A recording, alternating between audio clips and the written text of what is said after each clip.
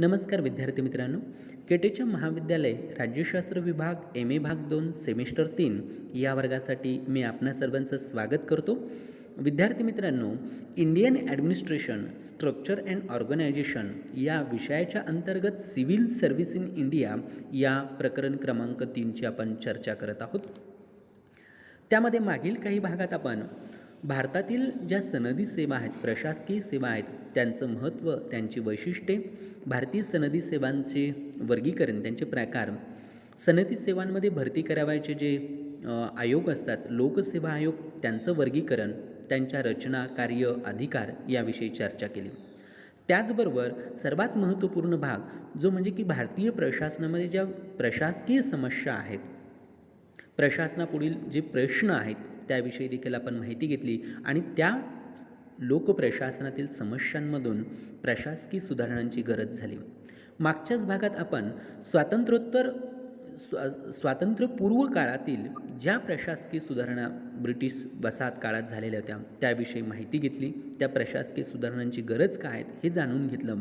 आणि आजच्या भागात आपण स्वातंत्र्योत्तर काळातील भारतामध्ये झालेले जे प्रशासकीय सुधारणा आहेत त्यासाठी झालेले विविध प्रयत्न याविषयी माहिती घेणार आहोत. विद्यार्थी मित्रांनो, स्वातंत्र्योत्तर काळातील पहिला जो प्रयत्न आपल्याला सांगता येईल तो म्हणजे प्रशासकीय सुधारणांच्या प्रयत्नानं जे विशेष महत्त्व प्राप्त झालं, कारण देशापुढील नव्या आव्हानांचा आणि देशांतर्गत बदलत्या परिस्थितीचा विचार करून प्रशासकीय व्यवस्थेत महत्त्वपूर्ण कार्यबदल घडवून आणण्याच्या दृष्टीनं आवश्यक ती पावलं केंद्र सरकारने उचलण्याला सुरुवात केली होती. आणि त्यापूर्वी जो दुसरं महायुद्ध झालं होतं, दुसऱ्या महायुद्धाच्या समाप्तीनंतर लगेचच केंद्र सरकारनं रिचर्ड टॉटेनहॅम यांना या विभागाच्या संघटन व्यवस्थेसंबंधीचा अहवाल देण्यास सांगितलं. त्यांनी त्यांचा डिसेंबर 1945मध्ये एक अहवाल आणि जानेवारी 1946मध्ये दुसरा असे 2 स्वतंत्र अहवाल सरकारला सादर केले होते. टॉटेनहॅमनी आपल्या अहवालात केंद्रीय प्रशासकीय कार्यालयाची स्थापना करण्याची शिफारस केलेली होती आणि त्या दृष्टीनं सरकारने ते प्रयत्न देखील त्या शिफारशी पूर्ण केलेल्या आपल्याला दिसून येतात. म्हणून हा खरं तर भारत स्वतंत्र होण्याच्या अगदी सीमारेषेवर हा एक महत्त्वपूर्ण प्रयत्न आपल्याला झालेला दिसून येतो. त्यानंतर सचिवालय पुनर्संघटन समिती, स्वातंत्र्यप्राप्तीच्या सुमारास सरकारनं गिरिजा शंकर वाजपेयी यांच्या अध्यक्षतेखाली एक सचिवालय पुनर्संघटन समितीची नियुक्ती केली होती आणि या समितीला भारत सरकारच्या निरनिराळ्या विभागांच्या कार्यांचं परीक्षण करण्यास सांगितलं आणि ते परीक्षण करून हे सचिवालय पुनर्संघटन समितीनं जी गिरिजा शंकर वाजपेयी यांच्या अध्यक्षतेखाली होती त्या समितीने काही शिफारशी केल्या आणि त्या स्वरूपाचे बदल सरकारने स्वीकारलेले दिसून येतात. त्याचबरोबर शासकीय यंत्रणा पुनर्संघटन अहवाल इसवी सन 1949 रोजी केंद्र सरकारने एन गोपालस्वामी अय्यंगार यांच्यावर शासन यंत्रणेचे पुनर्संघटनेविषयीचा अहवाल देण्याची कामगिरी सोपवली. त्यांनी प्रशासनात सुधारणा घडवून आणण्यासाठी पुढील 3 महत्त्वाच्या उपाययोजना करण्याची शिफारस सरकारला केलेली दिसून येते. त्यामध्ये पहिली अशी होती की शासन यंत्रणेच्या सध्याच्या व्यवस्थेत संघटनात्मक बदल घडवून आणणं, त्याचबरोबर सेवक प्रशासनात सुधारणा घडवून आणणं आणि तिसरी सरकारच्या कारभार करण्याच्या पद्धतींमध्ये सुधारणा घडवून आणणं. याशिवाय त्यांनी गृह खात्यात संघटना आणि पद्धती विभाग निर्माण करण्याची शिफारस देखील केलेली दिसून येते. त्यानंतर लोकप्रशासनावरील अहवाल जो 1951 साली तयार केला होता. 1951 साली नियोजन आयोग स्थापन झाला आणि नियोजन आयोगानं A.D. गोरवाला यांना प्रशासनात सुधारणा घडवून आणण्याचे उपाय सुचवण्याची त्यांनी एक विनंती केली आणि त्यानुसार गोरवाला यांनी लोकप्रशासनावरील अहवाल आणि राज्यांच्या उपक्रमांच्या कार्यक्षम संचालनावरील अहवाल असे 2 अहवाल सादर केले होते. त्यांनी आपल्या अहवालात प्रशिक्षण, संघटना आणि पद्धती, संचालक कार्यालयाची नियुक्ती, इत्यादी संदर्भात करण्याचे काही महत्त्वपूर्ण शिफारशी त्यांनी केलेल्या होत्या. पुढे 1952मध्ये R.A. गोपालस्वामी यांना शासन संस्थेच्या कार्यक्षमतेत सुधारणा घडवून आणण्याच्या संबंधी अहवाल सादर करण्यात आला होता. त्यांनी देखील आपल्या अहवालात केलेल्या अनेक शिफारशींमध्ये संघटना व पद्धतीची स्थापना करण्याच्या योजनेचा अंतर्भाव केलेला आपल्याला दिसून येतो. पुढे लोकप्रशासन सर्वेक्षण अहवाल 1953मध्ये.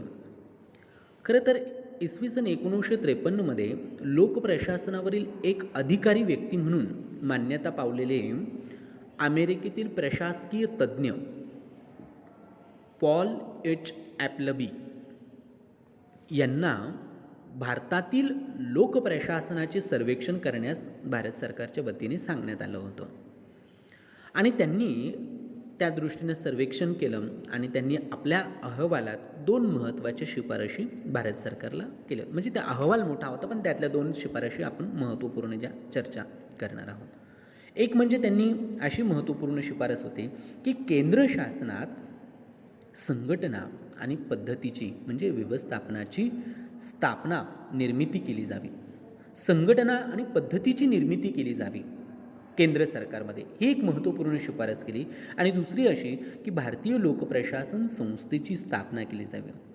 ॲप्लबी यांच्या या ज्या वरील महत्त्वपूर्ण ज्या 2 शिफारशी होत्या त्या सरकारने स्वीकारल्या आणि त्या लगेचच अंमलात देखील आणलेल्या आपल्याला दिसून येतात. त्यानंतर 1954मध्ये अशोक चंदा यांच्या अध्यक्षतेखाली एक समिती नेमली होती. म्हणजे ॲप्लबी यांच्यानंतर लगेचच 1 वर्षानंतर 1954ला त्यावेळचे पंतप्रधान पंडित जवाहरलाल नेहरू यांनी अशोक चंदा यांना प्रशासनात सुधारणा करण्यासंबंधी काही सूचना करण्यास सांगितले आणि त्यानुसार चंदा यांनी अर्थसंकल्पीय आणि वित्तीय नियंत्रणाच्या व्यवस्थेमधील आवश्यक बदल आणि प्रकल्पाच्या अंमलबजावणीतील विलंब टाळण्याच्या बाबतींमध्ये काही महत्त्वपूर्ण निरीक्षणं नोंदवलेली होती आणि या नावाने त्यांनी हा अहवाल सरकारला सादर केला. त्यांनी केलेल्या महत्त्वाच्या ज्या शिफारशींमध्ये नव्या अखिल भारतीय सेवांची निर्मिती करण्यात यावी ही एक महत्त्वपूर्ण शिफारस होती. अधिकारांच्या प्रदत्तीकरणाची उपाययोजना करण्यात यावी ही एक महत्त्वपूर्ण शिफारस होती. आणि परंतु सरकारने त्यांच्या या शिफारशींची फारशी दखल घेतलेली आपल्याला दिसत नाही. पण नंतर मात्र सरकारला ह्या गोष्टी नंतरच्या काळात सरकारने त्या अंमलात आणलेल्या आपल्याला दिसून येतात. त्याचबरोबर आणखीन काही महत्त्वाच्या समित्या देखील याच काळामध्ये आपल्याला झालेल्या दिसून येतात. म्हणजे नंतरच्या काळात प्रशासकीय सुधारणा घडवून आणण्यासाठी केंद्र सरकारने काही समित्या, काही आयोग यांची नियुक्ती केलेली दिसते. म्हणजे पॉल एच ॲप्लबी यांच्या अध्यक्षतेखाली औद्योगिक व व्यावसायिक उपक्रमांच्या विशेष संदर्भात भारताच्या प्रशासकीय व्यवस्थेचं पुनर्परीक्षण करण्यासंबंधीची एक समिती नेमलेली होती. त्यानंतर आचार्य जे.बी. कृपालानी यांच्या अध्यक्षतेखालील रेल्वे भ्रष्टाचार चौकशी समिती नेमली होती. जगन्नाथ दास यांच्या अध्यक्षतेखाली केंद्र शासनातील कर्मचाऱ्यांच्या सेवाविषयक अटी आणि वेतन या संबंधीचा चौकशी आयोग नेमला होता. फतेह सिंग यांच्या अध्यक्षतेखाली सेवक कल्याण पुनरावलोकन समिती नेमलेली होती. त्यानंतरच्या काळात के संथानम यांच्या अध्यक्षतेखालील भ्रष्टाचार प्रतिबंध समिती ही देखील एक महत्त्वपूर्ण आहेत. अशा अनेक महत्त्वपूर्ण समित्यांचा उल्लेख आपल्याला करता येईल. आता या ज्या वरील समित्या आहेत, आयोग आहेत, यांनी आपापल्या अहवालात काही महत्त्वपूर्ण अशा शिफारशी केल्या होत्या. परंतु त्यापैकी फार थोड्या शिफारशी सरकारने स्वीकारल्या आणि त्यामुळे प्रशासनात सुधारणा घडवून आणण्यासाठी नेमण्यात आलेल्या समित्या आणि आयोगांची संख्या बरीच मोठी दिसत असली तरी प्रत्यक्षात देशाच्या प्रशासकीय व्यवस्थेत जाणवण्या इतपत असे बदल मात्र फारसे झालेले दिसत नाही. आणि म्हणून लोकप्रशासनाच्या संघटनेबाबत देशातील नागरिकांच्या बहुतांश अशा ज्या तक्रारी होत्या त्यानंतरच्या काळातही तशाच आपल्याला कायम राहिलेल्या दिसून येतात. आणि मग त्यातून जो विशेष पुनर्संघटन जो घटक होता म्हणजे प्रशासकीय सुधारणेचे एक भाग म्हणून केंद्र सरकारने 1952मध्ये विशेष पुनर्संघटन घटक ज्याला हा जो घटक आहे गट आहेत, या गटाची स्थापना केलेली दिसून येते आणि अंदाज समितीच्या शिफारशीवरून सार्वजनिक खर्चात काटकसर करण्याच्या उद्देशाने अर्थ मंत्रालय आणि गृह मंत्रालय या 2 मंत्रालयातील प्रत्येकी एक अशा 2 अधिकाऱ्यांच्या गटांची नियुक्ती करण्यात आलेली होती. हा गट विशेष पुनर्संघटन घटक म्हणून ओळखला जाऊ लागला. निरनिराळ्या मंत्रालयांच्या आणि कार्यालयांच्या सेवकविषयक गरजांचे पुनर्परीक्षण करण्याचे कार्य त्यांच्यावर सोपवण्यात आलेले होते. प्रारंभी हा गट गृह मंत्रालयातील विशेष सचिवांच्या नियंत्रणाखाली कार्य करत होता, परंतु नंतर अर्थ मंत्रालयातील पूर्णवेळ सहसचिवाच्या नियंत्रणाखाली त्याची स्थापना करण्यात आली. विशेष पुनर्संघटन घटकाकडे शासकीय संघटनांच्या कार्य अध्ययनाची जबाबदारी देखील त्यामध्ये सोपवण्यात आलेली दिसून येते. याप्रमाणे मग हा जो यामध्ये संघटना आणि पद्धती विभाग जो होता तो महत्त्वपूर्ण होता. म्हणजे N Gopalaswami Iyer, A.D. Gorwala, Paul H. Appleby यासारख्या महत्त्वपूर्ण प्रशासकीय तज्ज्ञांनी केलेल्या ज्या शिफारशी होत्या त्या विचारात घेऊन सरकारने 1954मध्ये संघटना व पद्धती विभागाची स्थापना केली. आता हा विभाग कॅबिनेट सचिवालयात ठेवण्यात आला आणि संघटना व पद्धती विभागाचे कार्य पंतप्रधानांच्या नियंत्रणाखाली चालावे या उद्देशाने ही व्यवस्था तशी करण्यात आली होती.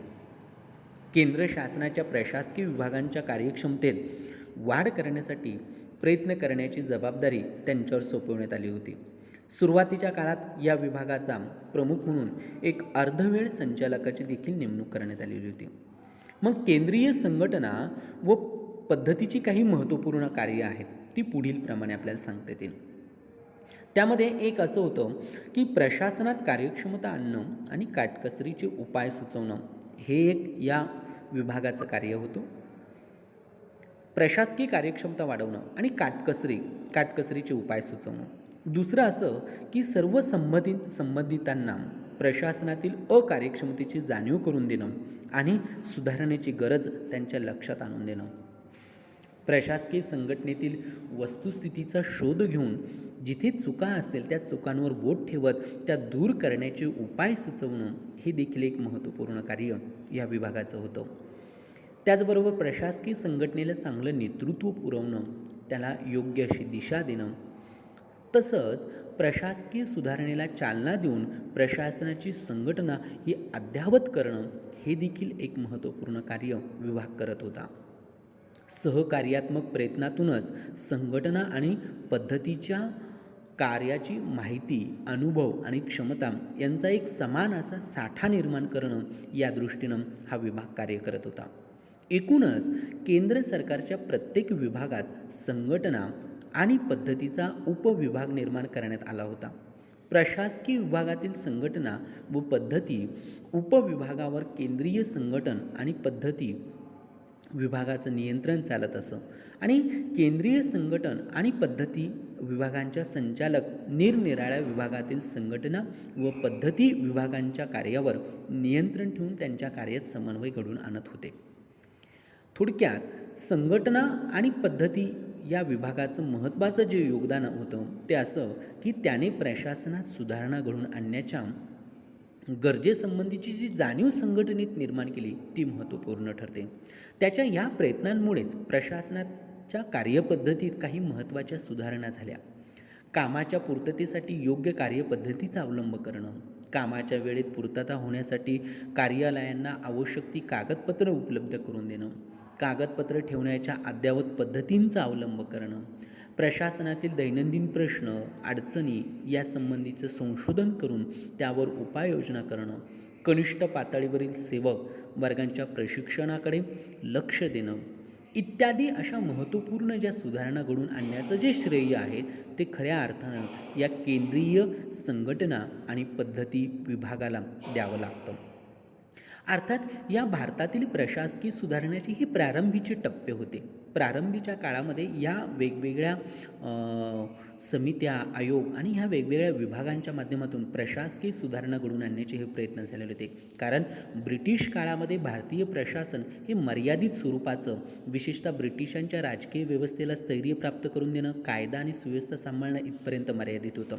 पण स्वतंत्रोत्तर भारताच्या लोककल्याणकारी राज्याला लोकशाही, संसदीय लोकशाही आणि लोकशाही समाजवादी व्यवस्थेसाठी भारताला प्रशासनामध्ये कार्यक्षमता असणं गरजेचं होतं. ते प्रशासकीय जे दोष होते ते टाळणं गरजेचं होतं आणि त्यातून प्रशासकीय सुधारणेची गरज ही मोठ्या प्रमाणामध्ये भारतात निर्माण झाली आणि त्या दृष्टीनं सुरुवातीला हे झालेले काही प्रयत्न आपल्याला त्यामध्ये सांगता येतील.